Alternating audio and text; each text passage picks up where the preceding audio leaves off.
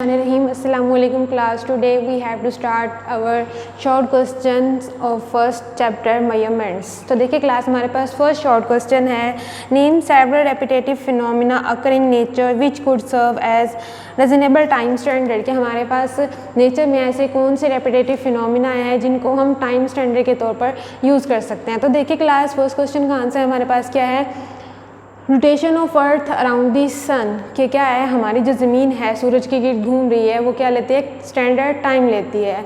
Next है हमारे पास देखिए rotation of planets around the sun कि हमारे पास जितने भी प्लैनेट्स हैं यूनिवर्स में वो जो कि तमाम के तमाम सूरज के गिर्द घूम रहे हैं वो भी क्या लेते हैं, एक प्रॉपर टाइम लेते हैं सूरज के गिर्द अपना चक्कर मुकम्मल करने के लिए। वो क्या नेक्स्ट देखिए class shadow of an object कि जो हमारा डिफरेंट ऑब्जेक्ट्स का हमारा जो साया बनता है सूरज की वजह से, सूरज की रोशनी की वजह से वो भी क्या है प्रॉपर टाइम के मुताबिक बनता है। सनराइज एंड सनसेट कि सूरज का निकलना और सूरज का ग़रूब होना भी क्या है एक प्रॉपर टाइम पे ही होता है। ये हमारे पास हैं डिफरेंट एग्जांपल्स कि हमारे पास नेचर में जो डिफरेंट फिनोमिनाज हैं जो कि टाइम स्टैंडर्ड के तौर पे यूज़ होती हैं।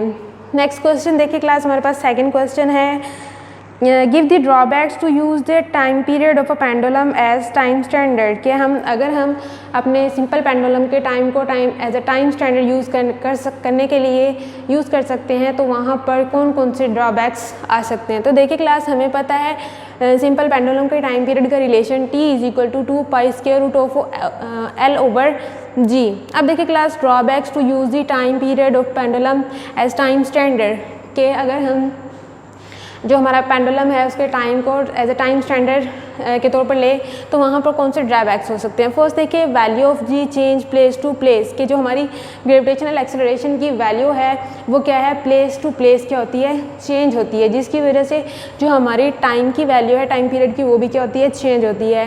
सेकेंड देखिए length of the pendulum change कि जो हमारी पेंडुलम की जो लेंथ है वो क्या होती है, चेंज होती है। अब वो चेंज किसकी वजह से हो सकती है, टेम्परेचर की वजह से। फ़र्ज़ कर लेते हैं कि सर्दियों में हमारा टेम्परेचर क्या होता है, बहुत ही कम होता है, जिसकी वजह से क्या है हमारे पास जो पेंडुलम की लेंथ है वो क्या हो जाती है, कम हो जाती है। और गर्मियों में टेम्परेचर ज़्यादा होने की वजह से क्या होती है उसमें इंक्रीमेंट हो जाती है, लेंथ में इजाफा हो जाता है।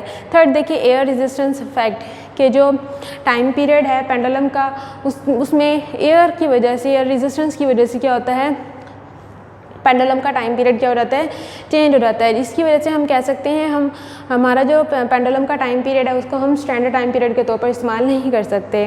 नेक्स्ट क्वेश्चन देखें हमारे पास क्लास क्या है, third question why do we find it useful to have 2 units for the amount of substance kilogram and the mole कि हमारे पास अगर सब्सटेंस की क्वांटिटी हो कोई भी तो उसके लिए हम 2 यूनिट्स यूज़ करते हैं, किलोग्राम एंड दी मोल।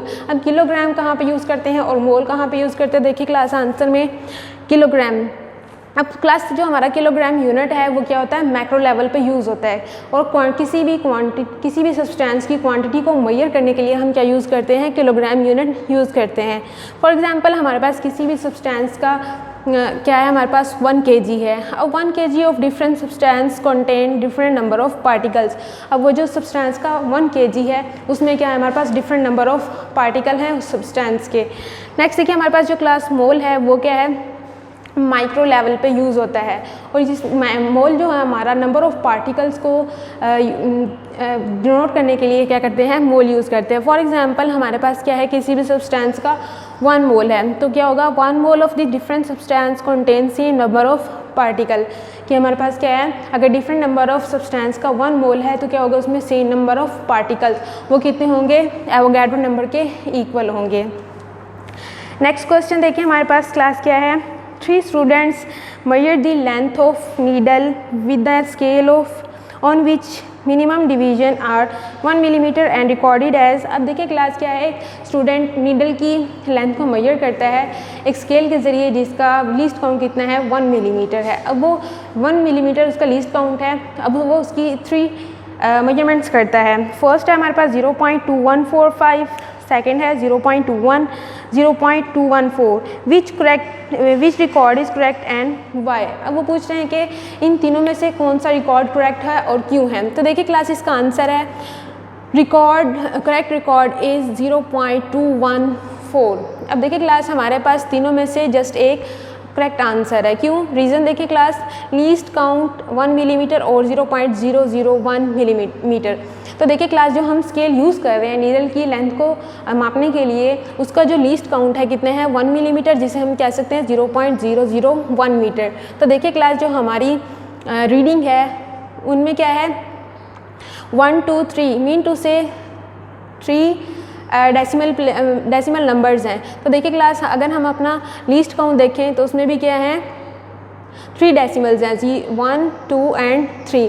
तो हम कह सकते हैं जो हमारा आंसर है कौन सा करेक्ट होगा? 0.214। लीस्ट काउंट 1 मिलीमीटर और 0.001 metre, hence length can be measured up to 3 decimal.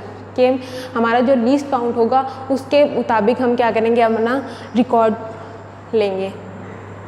Next question देखिए क्लास, हमारे पास question number 5, an old saying is that a chain is only as strong as its weakest link. What analogous statement can you make regarding experiment data used in a computation? क्या है?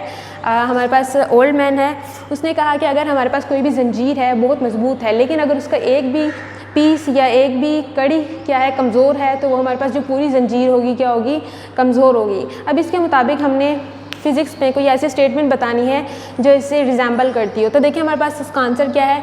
The result of experimental data much accurate when it's reading contain minimum error. कि हमारे पास क्या है? कोई भी हम मेजरमेंट लेते हैं वो सारी तो दुरुस्त हो, लेकिन उसमें कोई एक रीडिंग गलत आ जाए तो हमारी जो पूरी रीडिंग होगी वो क्या होगी? इनकरेक्ट होगी। नेक्स्ट क्वेश्चन देखिए हमारे पास क्लास क्या है? The period of simple pendulum is measured by stopwatch. What type of error in possible in the time period? क्या है कि हम स्टॉपवॉच को यूज़ करते हुए अपना टाइम मेजर करते हैं।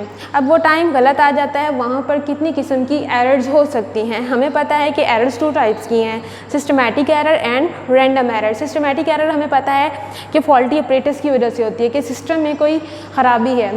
सेकंड जो हमारी एरर हो सकती है रैंडम एरर, वो किसी भी शख्स की वजह से हो सकती है जो कि एक्सपेरिमेंट कर रहा हो, मेजरमेंट्स कर रहा हो, negligence and inexperience person. Next question देखिए क्लास, हमारे पास क्वेश्चन नंबर 7 है। Does dimensional analysis given any information on constant proportionality that में अपीयर इन अलजेब्रिक एक्सप्रेशन? कि क्या है? किसी भी अलजेब्रिक एक्सप्रेशन में हमारे पास कांस्टेंट आ जाए तो डायमेंशनल एनालिसिस उसकी डायमेंशन बताएगा। तो आंसर देखिए हमारे पास क्लास क्या है? Dimensional analysis does not give any information about constant of the proportionality. This constant can be determined experimentally. It provides information about the units of the dimensional constant. कि क्या है? Dimensional analysis किसी भी constant की dimension को नहीं बताता, लेकिन it provide the information about the units of dimensional constant. कि जो हमारे डायमेंशनल कांस्टेंट हैं उनके बारे में इंफॉर्मेशन बताता है। जैसे कि हमारे पास ग्रेविटेशनल कांस्टेंट है, ग्रेविटेशनल एक्सेलरेशन, स्प्रिंग कांस्टेंट है। कि सिंपल हमारे कांस्टेंट्स की डायमेंशन को नहीं बताता, लेकिन जो हमारे पास डायमेंशनल कांस्टेंट है जैसे कि ग्रेविटेशनल एक्सेलरेशन है, gravitational spring acceleration, spring constant है, इनके बारे में क्या है? इंफॉर्मेशन देता है। नेक्स्ट क्वेश्चन देखिए question number 8, right dimension of pressure density. क्या है? हमारे पास प्रेशर और डेंसिटी की हमने क्या फाइंड आउट करनी है? डायमेंशन। तो क्लास देखें, फर्स्ट प्रेशर है हमारे पास, we know pressure is equal to force over unit area. Force हमें पता है, फोर्स किसके इक्वल है? F is equal to M A over area. और हमें पता है कि जो हमारी फोर्स की डायमेंशन है वो क्या है? MLT minus 2। और जो हमारी एरिया है उसकी डायमेंशन है L²। तो क्लास इसको सॉल्व आउट करेंगे तो हमारे पास क्या होगा? यहाँ से एक L कैंसिल हो जाएगा और जो हमारे पास लास्ट रिजल्ट आएगा L-1 T-2। ये हमारी क्या है? प्रेशर की डायमेंशन। नेक्स्ट हमारे पास density, we know that density हमारे पास किसके इक्वल है? मास पर यूनिट वॉल्यूम। मास को डायमेंशन हमारे पास क्या है? m, और वॉल्यूम की क्या है हमारे पास? L³। जो हमारी डेंसिटी की डायमेंशन है वो क्या है? ML-3। लास्ट क्वेश्चन है क्लास हमारे पास क्वेश्चन नंबर 9। क्वेश्चन नंबर 9 क्या है क्लास हमारे पास? The wavelength of a wave depends on the speed v of the wave and its frequency f। Knowing that क्या है हमारे पास? वेवलेंथ क्या हमारे पास एक वेव है जिसकी वेवलेंथ क्या है? लैम्डा, और स्पीड क्या है उसकी v। ऑन दी वे वो, अब हमें मालूम करना है कि हमारे पास दो रिलेशन गिवन हैं। फर्स्ट ये है हमारे पास relation f is equal to V lambda, second है हमारे पास ये relation f is equal to V over lambda. हमने इनकी डायमेंशन को यूज़ करते हुए देखना है कि डायमेंशनली हमारे पास कौन सा रिलेशन करेक्ट है। तो देखिए क्लास, लैम्डा मीन टू से वेवलेंथ की जो डायमेंशन है वो क्या है l, और जो हमारे पास स्पीड है उसकी डायमेंशन है एल टी माइनस वन, और जो हमारे पास फ्रिक्वेंसी है उसकी डायमेंशन है टी माइनस वन। तो देखिए क्लास, फर्स्ट हमारे पास रिलेशन है F is equal to V lambda. तो यहाँ पर देखना है कि डायमेंशनली कौन सी हमारे पास रिलेशन करेक्ट है। तो देखिए क्लास, फ्रिक्वेंसी की हमारे पास जो डायमेंशन है वो क्या है टी माइनस वन, और इज इक्वल टू स्पीड की डायमेंशन है एल टी माइनस वन, और लैम्डा की हमारे पास गिवन है एल। तो इसको सॉल्व आउट करेंगे तो क्लास क्या होगा, T minus one as it is L square and T minus one. तो देखिए क्लास, ये क्या है, left hand side is not equal to right hand side, तो हम कह सकते हैं ये डायमेंशनली क्या है, इनकरेक्ट है। नेक्स्ट रिलेशन देखें, f is equal to V over lambda. तो देखिए क्लास, f की डायमेंशन क्या है, T minus one is equal to velocity की डायमेंशन क्या है, स्पीड की L T minus one over lambda की हमें पता है क्या है, एल। तो देखिए क्लास, इसको सॉल्व आउट करेंगे तो एल साथ कैंसिल हो जाएगा, T minus one will be equal to T minus one, mean to से right left hand side is equal to right hand side. तो हम इसे कह सकते हैं ये डायमेंशनली क्या है, करेक्ट है। That's it, thank you.